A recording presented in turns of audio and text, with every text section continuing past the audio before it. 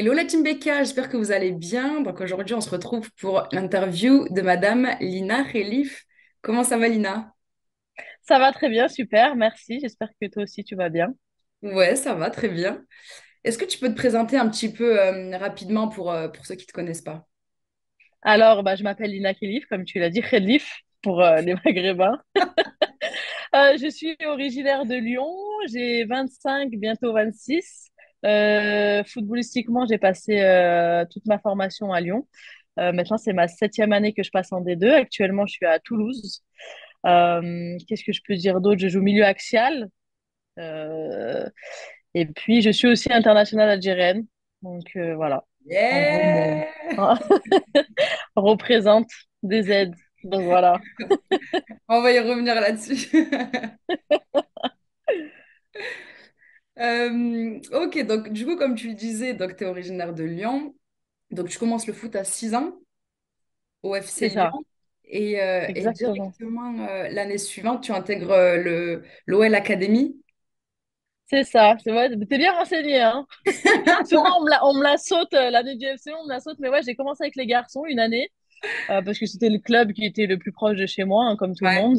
Et puis ensuite, j'ai vu que l'OL, le club un peu phare pour les filles et même pour les garçons de la région, ouvrait une section pour les jeunes. Donc, ça a été pour moi direct le chemin à suivre. Donc, j'ai fait toute ma formation là-bas de je sais pas, peut-être 7 ans à mes 18 ans, en gros. Ouais. 7 8 ans, ouais. Quelque chose comme ça. Donc, voilà. Ah, ça venait d'ouvrir quand toi t'as commencé? Ouais, je suis arrivée la première année. En fait, elles avaient l'équipe senior, si tu veux. Ouais. Et pour les toutes jeunes, ils faisaient pas encore en fait de la formation. Et la première année en fait où ils ont créé l'équipe pour les jeunes, je l'ai intégrée directement. Ok, ah top, top, trop bien. Ouais, non, c'était cool. Ouais. Et bah ouais, c'est clair. Et surtout que en fait, tu es passé direct dans le grand bain. Oui, Ça démarre hyper vite pour toi. Et du coup, à cet âge-là, comment tu le vis? Enfin, j'imagine que à 6 7 ans, tu captes pas encore les enjeux, mais qu'est-ce que ça bah, te fait? après, honnêtement, là, parce que j'ai 25, donc ça fait quand même 15 ans, 15 20 ans en arrière, le football féminin n'avait pas du tout les mêmes enjeux que maintenant, pas du tout les mêmes Ouais. moyens, que ce soit matériel ou financier, ou même sport, enfin, tout, c'était complètement différent. Donc, en allant là-bas, il n'y avait pas grand enjeu, c'était plus parce que c'était les garçons, ils gagnaient, ils étaient champions de France, donc on voulait s'intégrer dans une grande équipe, mais on n'avait aucune pression, quoi. C'était vraiment. On Ouais, venait pour jouer au foot, pour apprendre à jouer au football, mais il n'y avait pas d'enjeu particulier. En tout cas, à d'accord. cet âge-là. Après, plus tu montes en âge et en classe, et plus, ouais, effectivement, il y a des exigences et de l'enjeu, évidemment. C'est clair. Et du coup, c'est quoi, ça se passe comment? Tu rentres, tu passes toute la semaine là-bas, tu rentres que le week-end ou tu rentres tous les Quand soirs? ça, Dès que maintenant, Non, quand t'es jeune, quand tu commences au centre de formation. non, moi, en fait, vu que je suis lyonnaise de base, donc j'étais pas très loin du centre de formation, et aussi des collèges et lycées, donc j'habitais chez moi. Et à Ouais, partir de collège, ils intègrent ce qu'on appelle le sport-études. Donc ok. collège, et après tu as le lycée. Tu as les filles qui viennent de loin, qui sont en internat, mais tu as les filles qui sont un peu les locaux, qui habitent à proximité. On rentre chez nous, en fait. C'est juste qu'on a des emplois du temps aménagés. Mais D'accord. je vivais chez mes parents, oui, jusqu'à mes 18 ans. Ok, d'accord. Ok. Et du coup, ouais, donc tu passes toute ta jeunesse là-bas. Et ça fait quoi en fait de grandir dans cette ambiance-là? C'est quoi ta vie, ton ado, enfin ton adolescence en fait? Mon adolescence, elle se résume sincèrement au football.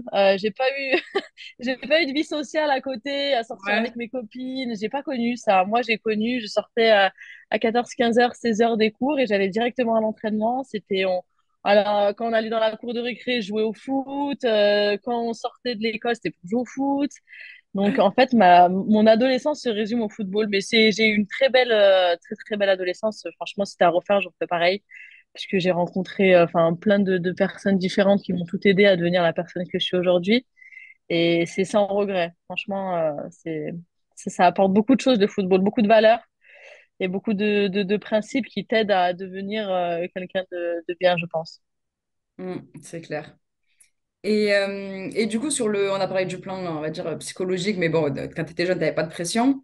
Et sur le plan sportif, ça se passe comment? Est-ce que c'est Parce que je sais pas, moi, à partir du collège, ça devient concurrentiel ou... On voilà. va dire que ça devient un peu avec de l'exigence et tu sens que la concurrence arrive à partir de U13, U15. Tu sens qu'on rentre dans Ouais, une dynamique où ils recherchent de la performance, où la compétition, ça y est, elle prend le dessus sur simplement le plaisir. Et ouais, à ce moment-là, bah, c'est les plus fortes qui jouent. Il y a des filles qui sont contentes, des filles qui sont pas contentes. Tu dois bosser. Et plus tu montes U13, U15, U19, et ensuite, en fait, ça devient de plus en plus professionnel, quoi. ouais. Donc, en fait, c'est là où tu as la transition, où tu te rends compte que le football peut devenir ton métier. Donc, du coup, tu te donnes les moyens pour justement rester bah, exigeante avec toi-même pour pouvoir performer dès le week-end, justement. Donc, je pense que ouais, cette transition, elle se fait à partir des U15, où tu sens Ouais. réellement l'enjeu sportif derrière le projet du club, quoi. Ok, donc ça se fait progressivement. Ouais. Et comment ça s'est fait enfin, comment ça s'est fait le fait que tu joues au milieu axial? Comment ça s'est fait? Alors, quand j'étais toute gamine, j'ai commencé axial derrière. J'étais défenseur axial. Bon, après, on jouait Ok. à 4-5 sur un terrain. Ouais, Et ouais, c'était différent, quoi. Ça n'a rien à voir avec le terrain à 11. Et puis, sincèrement, ça s'est fait naturellement. Franchement, tu sais, quand t'es jeune, tu te mets à un poste où tu te sens plus ou moins à l'aise, où tu prends du plaisir, parce que c'est vraiment la notion de plaisir qui prime quand t'es jeune. ouais. Et j'ai tout de suite eu des affinités avec ce poste-là et il m'a suivi jusqu'à maintenant mes 25 ans. J'ai jamais changé ce poste. J'ai toujours joué milieu axial, c'est ce qui me plaît. C'est dans lequel aussi le poste lequel où je performe. Ouais. Donc, je veux dire, je me suis pas dit en arrivant, je choisis ce poste-là, quoi. C'est vraiment, c'est venu Ouais. naturellement. Ok. Et donc, du coup, tu l'évoquais tout à l'heure, donc à partir de U13, U15, ça commence à devenir un peu sérieux. Et justement, quand vous êtes un U15, vous gagnez un tournoi international en Autriche. Mhm. Et quand Effectivement, vous êtes ouais. un... quand vous Ça êtes un... rappelle des souvenirs. Ouais, je pense Ça, ça. ça remonte de 10 ans, alors ça fait bizarre, ouais. Et quand vous êtes un U19, vous êtes deux fois championne de France, pardon. Ouais, ouais. Et avec notamment une finale face au PSG. Et donc, vous avez un collectif solide. Et à ce moment-là, est-ce que tu te dis que ton rêve devient de plus en plus concret? Ou est-ce que c'est encore juste du kiff? Non, bah à partir de peut-être pas U15, mais U19, Ouais, en fait, bah déjà tu deviens un peu plus adulte, tu t'approches d'un âge où tu as plus de responsabilités, tu envisages un peu ton avenir, ouais, bah, il y a le bac qui arrive, donc déjà tu te projettes sur un avenir, tu vis plus que l'instant T. Donc non, à ce moment-là, évidemment, je me dis l'enjeu, il est quand même de taille et que ces compétitions-là peuvent par la suite te servir pour justement être à plus haut niveau.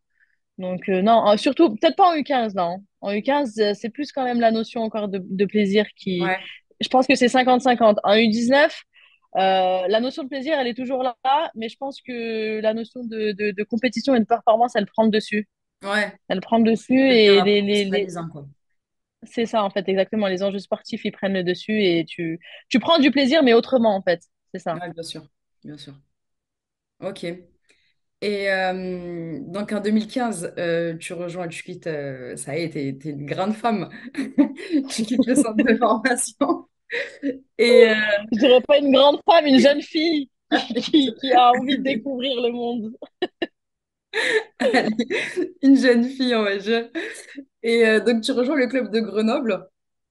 Oui. Et là, ça fait quoi en fait j'ai envie de dire, retrouver la vie de civil, entre guillemets? Bah, ça fait bizarre parce que tu pars de chez toi, donc du cocon familial. Moi, j'avais papa, maman qui me faisaient à manger, tout était bien carré. Et Les là, pâtes, bah, les tu pars à l'aventure. protéines. Ouais, voilà, c'est ça. Tu pars à l'aventure, tu cherches ton appart. Évidemment, mes parents ont toujours été Ouais, derrière bien moi. sûr. Ils le sont toujours à l'heure actuelle, hein. De toute façon, pour eux, j'ai encore 5 ans. J'aurai toujours 5 ans toute ma vie. Et en vérité, tant mieux, ça me bat. Et donc, ouais, bah, t'es dans le grand bain, t'es avec des adultes, quoi. J'arrive dans l'équipe, il y a des filles qui ont bah, 25, 30 ans. Toi, t'es là, t'es toute jeune, tu découvres, tu commences à vivre seule. Après, j'ai vécu aussi en coloc. Bah, tu te crées, en fait, tu te crées ton, je dirais pas ton personnage, mais tu crées l'adulte, tu commences à créer l'adulte que tu vas devenir, quoi. Donc, t'as beaucoup plus de responsabilités. tu te casses la gueule, donc t'apprends et tu reviens et voilà. En fait, c'est un peu comme tout le monde, quoi. Peu importe que ce soit un football ou autre, c'est juste que tu rentres dans ta vie professionnelle. Donc forcément, la transition, elle est un peu compliquée, mais Ouais. une fois qu'après, t'as mis tes habitudes de ta vie professionnelle adaptées à ta vie privée, ça va, ça roule, plus ou Ok. moins. Ok, ça marche. Et donc, du coup, l'année d'après, tu signes ton premier contrat pro de 2 ans. Et donc là, j'imagine que c'est la consécration de toutes ces années de travail. Comme Ouais, ça. bah évidemment, hein. Bah, on a toutes pour espoir, envie, quand on est jeune, de signer des contrats qui nous font vivre. Quoi. En fait, peu importe l'intitulé de contrat, c'est juste de vivre du football, en fait.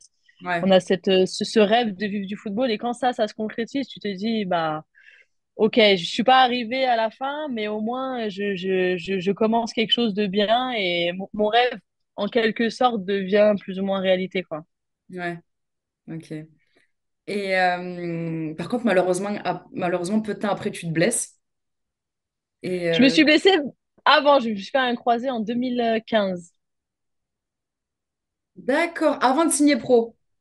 Avant, ouais. En fait, je sais pas si c'est pas pro, si tu veux, mais j'ai signé un contrat qui me permettait de me rémunérer. Alors, Ok, c'est pas pro parce que chez les filles, il n'y a pas énormément de contrats pro, ouais, mais en fait, il y a des moyens pour financer les filles, en fait, si tu veux. Mais mon d'accord. croisé, ouais, je me suis fait un croisé, la blessure classique du footballeur. Je l'ai fait, ouais, je l'ai fait tôt, je l'ai fait très tôt. D'accord. Et du coup, comment ça se passe ta convalescence?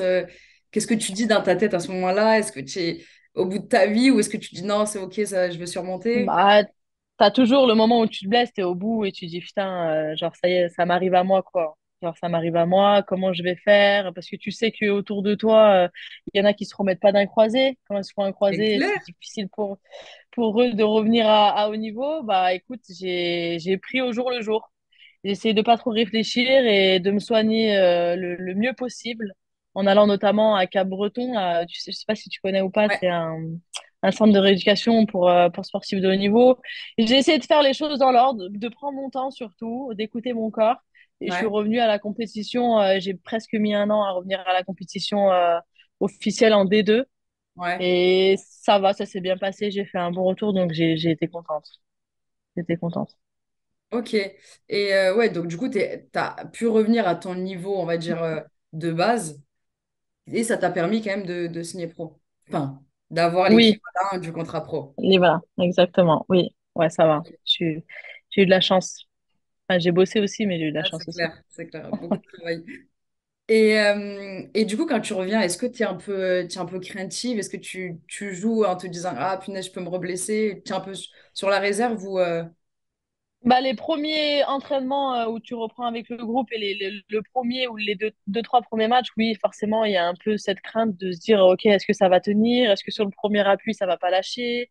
Est-ce que je vais pas me reblesser sur une action similaire? Évidemment, c'est normal quand tu te blesses sur une longue durée comme ça, tu as toujours une appréhension. Après, honnêtement, elle part quand même très vite, hein. Au bout de 2, 3 semaines, ça y est, tu t'as pas le temps de penser, en fait. Quand tu es sur le terrain, tu joues Ouais, et puis si ça doit relâcher, ça relâchera. ouais, quoi qu'il arrive. C'est que c'était écrit, c'est comme ça. C'est clair. Ok. Donc, du coup, en 2018, tu es transféré à Thonon-Évian. C'est Euh, ça. et là, tu as Alors, je crois que c'est en 2018, j'ai pas les dates exactes, mais oui, j'ai été à Tonon, ouais. et ça se passe plutôt bien, tu as des bonnes stats et ça te permet d'être appelé pour jouer en sélection algérienne. Oui, en 2018, c'est vrai, ma première sélection, c'était en 2018 pour la CAN, effectivement. Ça me fait bizarre. En fait, ça me fait rappeler plein de souvenirs, c'est pour ça que, J'adore. en même temps, je revisualise, tu sais, le moment où j'ai appris que j'étais sélectionnée, mon premier vol pour aller en sélection. Donc, évidemment que c'était la sélection, c'est une fierté que je peux même pas définir. Une fierté en premier lieu, et même pas une fierté pour moi, mais une fierté pour mes parents, pour ma famille, qui me suivent depuis que je suis gamine. Ils sont autour des terrains, ils sont toujours derrière moi, et de me dire que bah, de représenter leur pays d'origine, mon pays d'origine, notre pays d'origine, bah, je peux pas mieux. En tout cas, dans mon domaine professionnel, je peux pas mieux faire, quoi. Donc, franchement, j'ai une fierté sans fin, on va dire. Et encore à l'heure actuelle, à chaque fois que je suis appelée en sélection, c'est toujours une fierté d'y aller. Tu m'étonnes. Et du coup, vas-y, raconte-nous un peu ces souvenirs-là. Comment ça se passe quand t'es appelé? C'est quoi? C'est la sectionneuse qui t'appelle directement? C'est son staff? Ça se passe comment? Non, ça a été via quelqu'un qui était en contact avec la sélectionneuse qui m'a appelé, qui m'a dit que la sélectionneuse voulait me parler. Je l'ai eu au téléphone, mais le réseau était un peu, je me souviens, un peu Oh là là, difficile. les moments Ouais. importants, ça bug. Et du coup, bah, après, elle me dit par message que je suis sélectionnée. Donc, j'ai un rassemblement un peu avant la CAN, si tu veux, 2018. Ouais,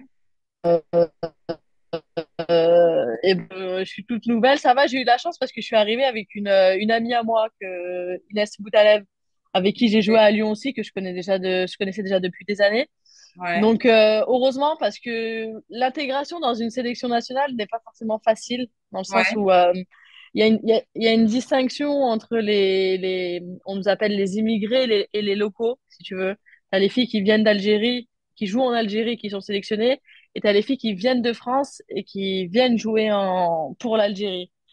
Donc au début, forcément, l'intégration, c'est un peu compliqué parce que les filles, des fois, se disent, bah, elles veulent venir de l'extérieur pour prendre notre place ou quoi. Après, une fois qu'elles comprennent qu'on est dans la même mentalité qu'elles et qu'on a les mêmes objectifs et qu'on mm, surtout, on a la même fierté de porter ce maillot, après, ça le fait. C'est juste le temps d'adaptation. Mais après, je veux dire, enfin, à la fin de la CAN, j'ai lâché une larme parce que j'étais émue de les laisser et de me dire, je sais pas quand est-ce que j'allais les retrouver. Donc, c'est des ouais, souvenirs qui sont gravés à vie et c'est incroyable. Je souhaite à toutes les filles de vivre des moments comme ça, en tout cas à toutes les filles, les footballeuses de vivre des moments comme ça dans leur carrière. Parce que c'est indescriptible et c'est au-delà des compétitions que tu joues en championnat ou en club. En fait, c'est une autre dimension. C'est une autre ouais. dimension. Donc Et, euh, voilà. et justement, c'est quoi les différences, enfin, au-delà du côté émotionnel, sur le plan purement factuel, en termes de, je sais pas, d'intensité, d'ambiance, de niveau, c'est comment? Alors, le niveau africain, il est en dessous du niveau européen, enfin, du Ouais, niveau français du moins. Ça n'a rien à voir, le niveau, il est plus bas. Par contre, il y a la dimension physique quand on joue notamment contre des pays bah, d'Afrique noire, parce que nous, les pays, le Maghreb, si tu veux, on est réputé un peu pour être les paresseuses. Genre, celles qui ok. bossent pas trop, voilà, le Maghreb United, on n'est pas trop réputé, on est plus réputé pour être technique. Genre, un peu comme en France, genre technique, ça joue bien au ballon, mais ça court pas beaucoup. Ouais, Sauf feignant. Je vois très que bien. les équipes, les équipes un peu d'Afrique noire, c'est très très physique.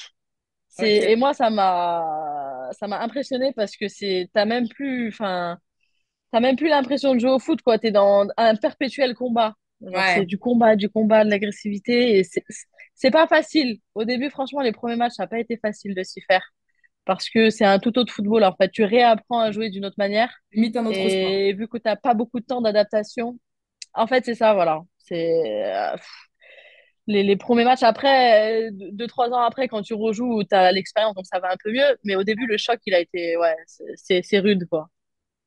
Et du coup, c'est quoi les entraînements, ils sont faits en fonction, ça veut dire que tu vas plus à la salle ou comment tu fais pour Non, t'acclimater, on va dire, du coup, à ce football-là?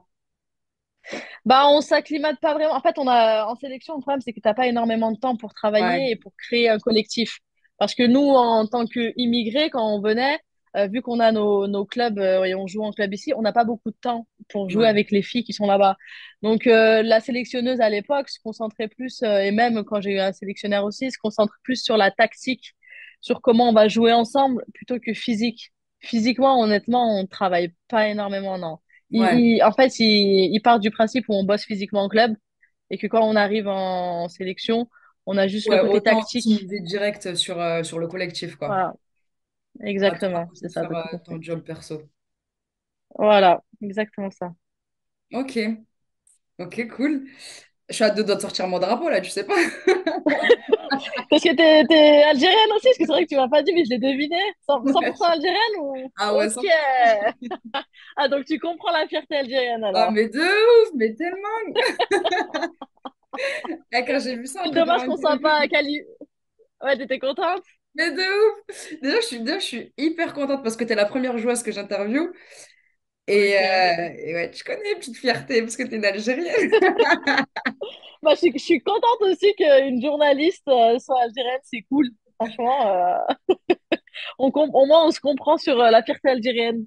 Mais grave, mais en plus, déjà sur la fierté, et je comprends tellement la problématique dont tu parles, qu'on a, nous, les binationaux, quand tu me dis, ouais, en fait, en Algérie, on est vus comme des immigrés. Bah Mais ouais, franchement, bah voilà, tu c'est tellement comprends. ça, en fait, Tu vois, j'avais du mal à. En je fait, vois trop bien de quoi tu parles. c'est compliqué à l'exprimer parce qu'il faut pas non plus, tu vois. Mais seuls, enfin, les binationaux comprennent ce que je veux dire, quoi. Genre le truc de. En fait, quand t'arrives là-bas, t'es pas chez toi. Exactement. Mais au final, les binationaux, on est nulle part chez nous. On est toujours. C'est un peu la problématique. Nous, Ouais, c'est ça. on est dans la Méditerranée, en fait. On est entre les deux. Exactement. Exactement. Mais ouais, non, je vois tellement de quoi tu parles. Et donc, du coup, pour reprendre le fil, donc, du coup, ensuite, à la saison 2021-2022, tu jouais à l'US Saint-Malo. Exactement. 2000, oui, l'année dernière, quoi. Ouais, exactement. Et donc j'ai lu dans une interview que tu te sentais bien là-bas, malgré que les résultats étaient pas au top, mais en tout cas, tu t'es bien senti. Ouais, franchement, l'année dernière, bah, on a joué un maintien toute la saison. Donc, les maintiens, c'est toujours compliqué à jouer. Mentalement, tout est compliqué. Parce que quand tu perds quasiment tous les week-ends, c'est dur. Mais on avait un groupe qui était, et c'est rare d'avoir des groupes comme ça, qui était incroyable. On s'entendait toutes bien. Et malgré, normalement, dans la défaite, les groupes se désolidarisent. Mhm, Et tout à fait. là, au contraire, on est toujours restés soudés. Il y avait une super ambiance. Je pense que c'est ce qui a fait qu'on a su quand même se maintenir parce qu'à la fin, Ouais. on a réussi à se maintenir. Je pense que si on avait eu un autre groupe, peut-être qu'on n'aurait pas réussi, mais l'année dernière, ouais, franchement, l'ambiance, on rigolait tout le temps, quoi. Donc c'est ça qui est bien. On bossait aussi, mais on rigolait aussi. Ouais, bien sûr. Non, non, c'est clair, c'est essentiel l'ambiance. Et, Clairement, et du coup, donc depuis cet été, tu es à Toulouse. c'est ça. Ça se passe comment là-bas? Bah écoute, l'intégration était top. J'ai un groupe complètement différent de l'année dernière. J'ai un groupe Ouais. super jeune. J'ai des filles, beaucoup, trois quarts du groupe est entre 18 et 20 ans. Ah ouais, Donc d'accord. ça fait des petites générations de différence, mais elles m'ont super bien intégrée. Même si elles m'appellent la vieille, ça me fait Mais bizarre grave, qu'on c'était me la dise des Madrid du truc. Je suis la vieille du coup. Ça fait bizarre parce que l'année dernière, je faisais partie un peu entre les jeunes et vieilles. Et là, cette année, ça y est, elles m'ont mis catégorie vieille. Elles m'appellent l'EHPAD. Donc, ça a été dur à accepter, mais maintenant, ça y est, je me considère comme vieille, ça va, tout va bien. Mais non, franchement, elles sont top. C'est des petites jeunes qui sont top. Il y a quelques filles de mon âge avec qui je m'entends super bien aussi. Elles m'ont super bien intégrée. Ouais, Après, hélas, sportivement, ça va pas trop parce que on perd un peu. On a fait la première partie de la saison, elle est un peu compliquée pour nous parce qu'on perd beaucoup de matchs dû notamment à notre manque d'expérience. Mais il faut y croire. Moi, je crois en cette équipe qui a beaucoup de potentiel et ouais, je pense qu'on a les capacités de rebondir et de faire de belles choses avec ce club. Surtout que on a de la chance d'avoir un club et des présidents et un staff qui croient en nous, qui nous estiment beaucoup et ouais. qu'on performe et qu'on réussisse. Donc, franchement, moi, j'y crois en tout cas. Donc, j'espère que l'avenir nous fera dire que le TFC est une belle équipe qui a su se relever malgré les difficultés. Eh ben, on te le souhaite. Merci, c'est Et, gentil. et du coup, donc tu es également capitaine dans cette équipe. Et donc, Oui, depuis peu. depuis peu. Et bah, du coup, quelles sont selon toi les qualités qui ont fait qu'aujourd'hui, tu as ce statut? Bah déjà, je pense que mais c'est pas une qualité, mais il faut juste déjà avoir de l'expérience, je pense, parce que Ouais, c'est je crois, six ou septième année en D2. Le fait d'avoir de l'expérience, d'avoir joué dans plusieurs clubs différents, avec plusieurs contextes différents, j'ai pu jouer des maintiens ou des hauts tableaux, fait que tu as une expérience que des filles de 18 ans n'ont pas forcément. Et puis après, je pense que les qualités qu'il faut, c'est bah, être à l'écoute des autres, savoir comprendre quand une fille ne va pas bien ou quand une fille performe, être toujours l'encourager et savoir aussi quand même être exigeante, c'est-à-dire que ne pas faire preuve de trop de laxisme. Quand il y a quelque chose qui va pas, c'est important de le dire. Et je pense que ouais, c'est ça qui fait que Capitana ou pas, parce que Capitana c'est qu'un brassard et je porte peu d'importance à ça en réalité, mais qui fait que qu'une équipe a besoin de filles comme ça pour justement ne pas stagner et avancer. ouais. Donc voilà. Ok, je vois. Et selon toi, du coup, à l'inverse, qu'est-ce qui te manque pour passer au cap supérieur? C'est-à-dire ben, jouer un D1 et pourquoi pas espérer jouer la Ligue des Champions. Ouf, putain, tu vises haut la Ligue des Je suis trop Champions, mais optimiste, je crois en toi. c'est gentil, ça fait plaisir les sportifs. On dit, bah, le cap, on va pas se mentir, la D1 haut de tableau, je parle pas de la D1 bas de tableau, mais la D1 haut de tableau, c'est un autre monde, c'est un autre football. Physiquement, tactiquement, techniquement, les filles, c'est, Des machines. c'est un autre monde. Ouais, c'est des machines. Je pense que déjà, ce qui me manque en premier, c'est physiquement, quoi. Je veux dire, en D1, tu vois, là, en prépa, on a joué contre une équipe de D1 Soyo qui vient de monter. Non, qui vient pas de monter. Si, qui vient de monter. Ouais, je crois bien qu'elle vient de monter, j'ai un trou de mémoire. Et on s'est pris une rouste. Et pourtant, c'est pas une équipe de haut tableau, c'est une équipe de bas de tableau D1. Donc déjà, quand tu vois qu'on contre une équipe de bas de tableau, on est en totale galère. L'équipe des hauts tableaux, les Lyon, Paris, ou c'est c'est c'est compliqué. Alors l'espoir fait vivre, mais honnêtement, la Ligue des Champions, ça risque d'être compliqué. Mais bon, il faut y croire. Bah oui, c'est clair. Ça part de là. Vraiment, Ça ça part part de là. Mais après, j'ai quand même beaucoup de lacunes encore pour espérer, en tout cas à court terme, jouer une Ligue des Champions. Beaucoup. de là. Ok. Il faut être objectif sur soi-même, c'est important dans le sport. Non, non, c'est clair. Ok, ça marche, je note. Mais si tu joues à Champions League, je t'appelle direct. Je t'enverrai un message, je dirais pas, mais tu as cru en moi. Grave, Même grave. s'il me reste pas beaucoup d'années de football devant moi, j'ai 25 ans, hein, je vais pas encore jouer 10 ans au football. Ça va. Bah, 25. 25 ans, je suis plus à la fin de ma carrière qu'au début de ma carrière, hein. Oui, ça c'est sûr. Mais t'as bien. Ah oui, non. Vraiment, regarde Benzema, à quel âge il a eu son ballon d'or? Ouais, mais ça, tu peux pas comparer un homme et une femme. Une Ah, femme, tu à un penses que moment c'est différent à ce donné, niveau-là? bah, c'est différent déjà dans le sens où si tu as envie de te poser et de faire une famille, un homme il peut, un homme, une femme c'est plus compliqué. Même si maintenant ça commence un peu à se démocratiser dans le sens où les clubs de haut niveau, ils font, par exemple, Amel Majri, je sais pas si tu as suivi ou pas, mais elle est tombée enceinte et là, non, t'as pas suivi? Bah, en fait, ils prennent en charge, dans les clubs de très haut niveau, ils prennent en charge, quand il y a des filles qui tombent enceintes, ils les font revenir parce qu'ils ont les moyens et parce que les filles aussi, elles ont des capacités intrinsèques qui font qu'elles peuvent le faire. Mais Ouais, une fille de D2 qui tombe enceinte, c'est que c'est compliqué pour elle de revenir. En fait, la prise en charge, vu qu'elle n'est pas forcément là, c'est compliqué de revenir à haut niveau, quoi. ouais, d'accord, ok.